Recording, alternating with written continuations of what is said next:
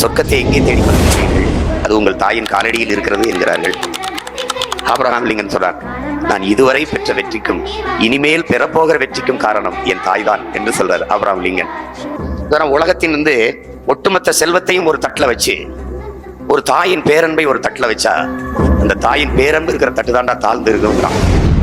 சொல்றான், உன்னை பார்த்து உலகத்துல நீ எவ்வளவு வளர்ச்சி அடைந்தாலும், எவ்வளவு வெற்றி பெற்றாலும், எவ்வளவு புகழை தொட்டாலும், எவ்வளவு உயரத்திற்கு போனாலும் உன்னை பார்த்து பொறாமைப்படாத ஒரே ஒரு உயிர் உலகத்தில் உண்டென்றால் அது உன்னை பெற்ற தாய் தான் என்று. அந்த தாயை போற்றாது வேற என்ன பிறப்பில் பெருமை இருக்கு, பயன் இருக்கு? சொல்லுங்க பாப்போம். நாங்கள் 117 இடம் சம வாய்ப்பு கொடுக்கிறது என்பது பெருமைப்பட்டுக் கொள்ளல, எங்கள் பிறப்பை பெருமைப்படுத்த அதுக்கு கடமையை செய்யதான்.